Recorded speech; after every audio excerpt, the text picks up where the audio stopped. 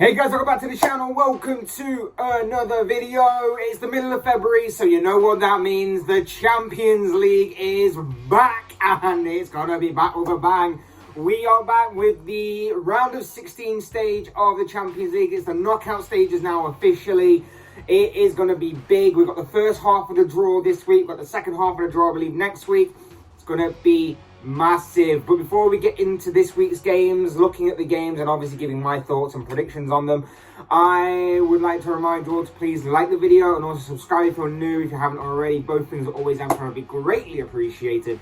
But for now, let's look ahead at this week's Champions League games for the round of 16 stage. Alright, so first and foremost, it's a massive game, this one. We're looking ahead first to Tuesday night's game between PSG and Real Madrid.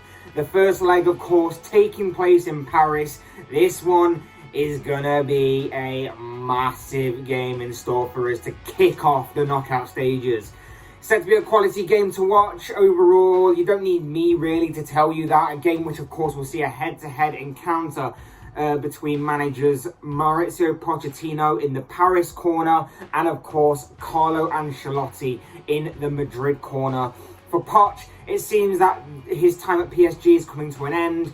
Not even success in this competition seemingly is going to help that or is going to save that, because, of course, this is the competition that PSG have wanted. They've been craving success in this competition for so long, obviously with the money that they've invested, the kind of project they've been building. And even if Pochettino does get success here, it seems that that's not going to be enough to save his job. And of course, with the huge summer transfer window that happened obviously now last year, expectation in this competition has been completely blown out the water, and they are expected to do big things in the competition this season, but it might not come to that expectation and may not even result in their first Champions League title being won this season and being brought to Paris for the first time ever. For Madrid, remember, they were angry when this fixture came out. If you remember the whole UEFA round of 16 draw debacle that happened, you know, that whole mess that happened with this draw. The round of 16 draw was done. Real Madrid had initially been drawn against Benfica, and then because of a system error that happened, the draw had to be made again, and this time they went from Benfica initially to then, of course, PSG in the proper round when it was all done and dusted, and Real Madrid were not exactly happy with that. But it is what it is, and it has produced this mouth-watering encounter that we have in store for us here. A huge clash ahead, and we now know that at least one team, one big team, will not make it into the quarterfinal stages. So will it be a PSG side that is spearheaded with a frightening duo of Kylian Mbappe and Lionel Messi go on to make the last 8? Or will it be the experience and, of course, the most successful team in this competition in Real Madrid that will make it into the quarterfinals? Only time will tell. But overall, like I keep mentioning, this is just a match that will just be oozing with talent and is obviously a journalist's dream, because there's so many stories to tell. There's so many underlying subplots and narrative here. We talked about Mbappe. Of course, he's going to be, he seemingly is going to be joining Real Madrid at the end of this season, according to many people. So maybe this is kind of like his audition, so to speak, to be joining Real Madrid when his contract with PSG runs out at the end of the season. We've of course talked about Lionel Messi. He's going to obviously be returning to face a club that he made his enemy, and vice versa during his Barcelona days. He'll be returning to, hopefully for him, once again haunt the Spanish giants in this game. There's also Angel Di Maria returning to face his former club. The downside for the French club, of course, is that they will be they're seemingly without Neymar. Of course, he picked up that horrible ankle injury several weeks ago that he still hasn't necessarily recovered from and is a doubt for this game. So he won't be reigniting his history with the Spanish giants either, and we won't get to see the reunion of sorts between Sergio Ramos and his former club of Real Madrid after, of course, the two parted ways in the summer, with Ramos going to Paris to play his football for PSG. So, like I say, there's plenty of narrative, there's plenty of stories for journalists, pundits and fans to really sink their teeth into. But on the flip side, of course, for Spain, not really a lot, for the Spanish side, not really a lot in terms of stories and all that PSG have. But they, of course, are looking ahead to possibly gaining their 14th Champions League title. They will welcome back Karim Benzema from injury. That is going to be a big positive plus for them and a boost going into this game. And they will, of course, have the usual suspects at their disposal in the likes of Marco Asensio, Luka Modric, Toni Kroos, Casemiro, Isco, Vinicius Jr. and even Gareth Bale. So this is a game that will be incredible on paper, with all of those superstar names that I have thrown around between both sets of teams. A match with so much quality and talent. Hopefully it lives up to the expectation that it has in store for us.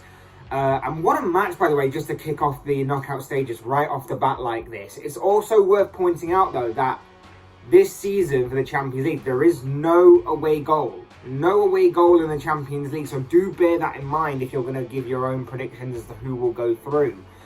I think it's really a toss of a coin. I think that when you look at both sides, okay, there may not be a lot of cohesion with the PSG side, but the squad that they have is good enough to beat Madrid. Remember last year, not many people, I don't think, really expected Mauricio Pochettino to get past Bayern Munich, but they did. Maybe something similar could happen again. They may not have the manager. I believe that Madrid have the better manager when it comes to that department, but PSG may have the better squad. So again, it kind of evens itself out on the battlefield, so to speak. It's not the ideal tie for both teams to want early on in the knockout stages. I think both sides can really exploit the other with their own strengths and weaknesses and that, and so on and so forth. There are match winners, like I mentioned, across both teams.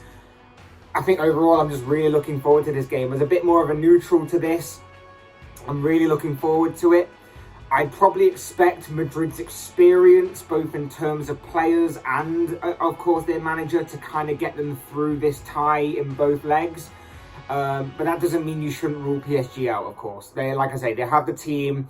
And, of course, when you've got that superstar, Lionel Messi, in the team, of course, anything can happen. And maybe he will, again, prove to be the difference maker across both legs.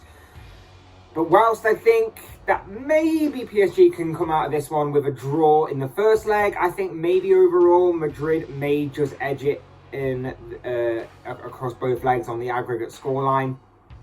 So, but I'm going to go more into the second leg, of course, nearer the time. But for the first leg, I am going to predict a 2-2 scoreline in this.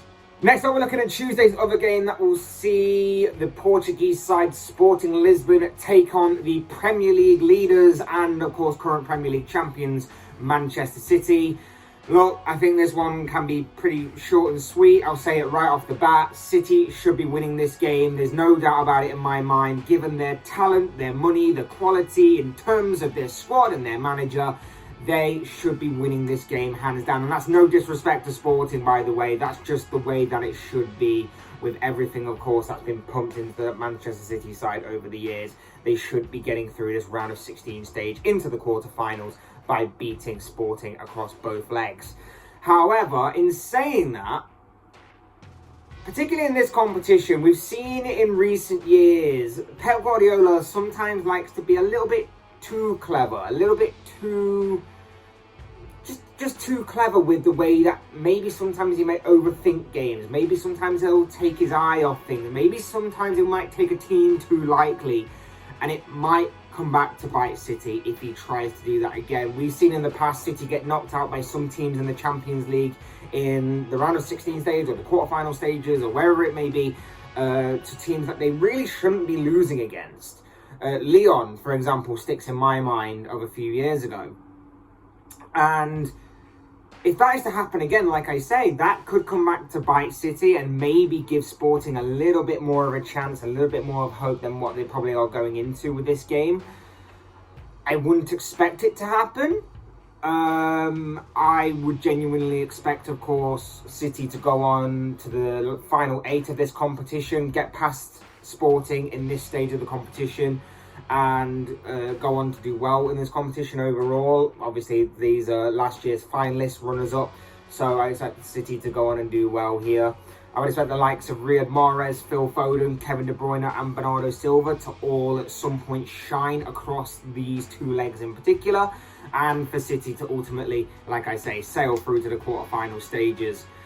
Of course, I would love to say that Sporting would cause an upset here and will shock everybody and they'll beat City and it will be beautiful to watch. But unfortunately, I just don't see it happening, unfortunately. They're not to be taken lightly by any means, but City's cutting edge, their power, quality and strength and depth will surely see them advance to the final 8 in this. And like I say, do it pretty comfortably. City to ultimately go through, but for the first leg tomorrow night, I'm going to go for a 3-0 City victory. Alright, next up we move on to Wednesday's games, and first up we come to Inter Milan, who will be hosting Liverpool at the San Siro. Having already knocked out fellow Milan side AC in the group stages, Liverpool must now turn their attention to their fierce rivals Inter in the round of 16 if they're to keep their dreams alive of winning a massive 7th Champions League title. But I believe that this game will be in Liverpool's favour. I believe that the Reds will advance to the last 8 of this competition and will, of course, keep intact that dream of a 7th Champions League title by beating Inter Milan across both legs, I think. The Reds will seemingly have a clean bill of health going into the first leg at least, which will cause numerous selection headaches for manager Jurgen Klopp, but I would imagine that they are the kind of nice headaches to have when you're a football manager, to have everybody available at your disposal, and then it's just about finding the right combination and picking the right team for the right job. Liverpool will also be taking with them the confidence that they gave themselves when in the group stages. They are undefeated so far in this season's competition. They have won all 6 of their group stage games, the only and first English side to do that and achieve that. So it's clear that Inter will definitely have their work cut out for them. I just think that with the form of Mohamed Salah and Diogo Jota, Sadio Mane returning and having the pressure of Luis Diaz breathing down his neck for his starting position, Fabinho and Thiago both controlling that midfield battle, Trent Alexander-Arnold and Andy Robertson probably getting a lot more space on or in the fullback positions with how Inter like to play 3 or 5 at the back. I just think with all of that overall kind of play, with the likes of Van Dijk being able to have space and time to pick out these long diagonals that he likes to play as well, I just think that this will be a game that Liverpool will win across both legs. And I think that the only way Inter will have a chance of winning this game is if tactically they can get it perfect across the entire 180 plus minutes of time across both games, and maybe with a bit of luck of Liverpool shooting themselves in the foot at the same time.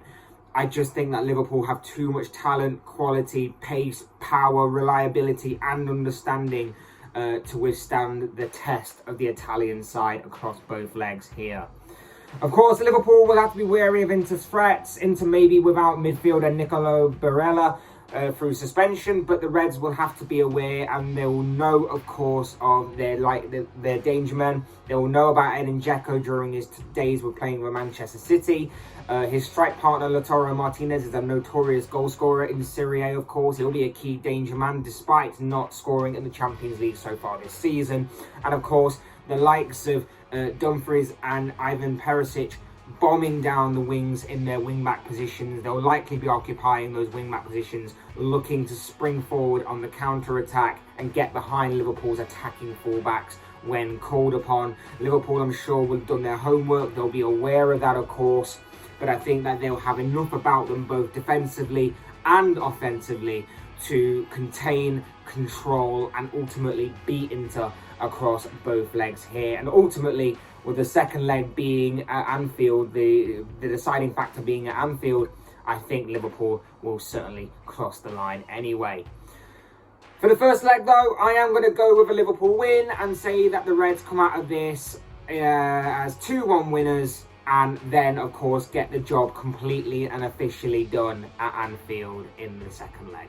And finally, we are talking about our Red Bull Salzburg taking on Bayern Munich, which will bring us to a close on the first half of the round of 16 draw this week. Could Salzburg have gotten a worse draw? Arguably not is the answer to that, because let's face it, they've probably got the worst draw of the lot. It's safe to say that Bayern are going into this game as heavy favourites for this as well. They are Bayern. They are obviously and clearly one of the favourites to go on and win this competition again at the end of the season. And they've got a very good chance of doing that. And, of course, they've got a very favourable game in store. And that's no disrespect intended to Salzburg. It's just the way that it is. They've won all 6 of their Champions League group stage games so far during this campaign.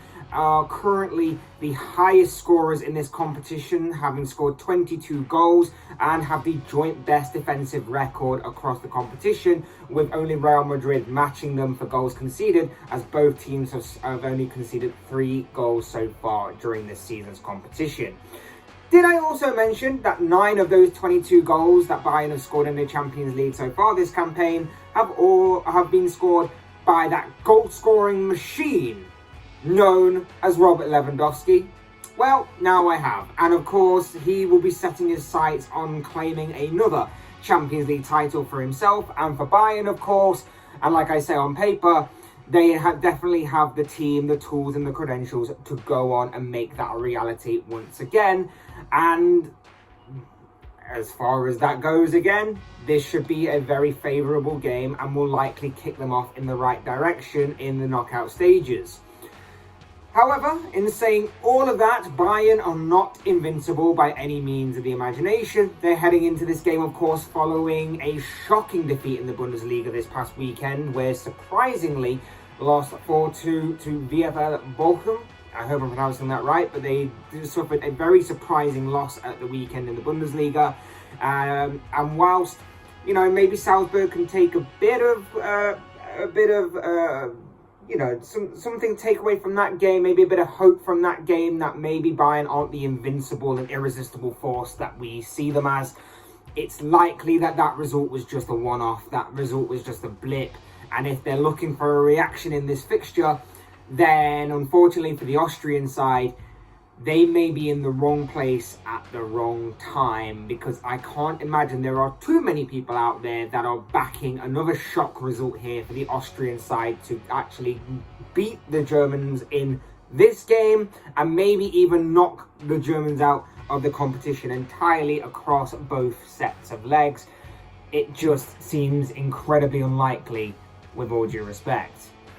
Bayern will, of course, have their superstar names to call upon for this fixture. The likes of Lewandowski, obviously, who we talked about earlier. Thomas Muller's also there. Leroy Sané, Kingsley Coman, Serge Gnabry, and Joshua Kimmich, just to name a few.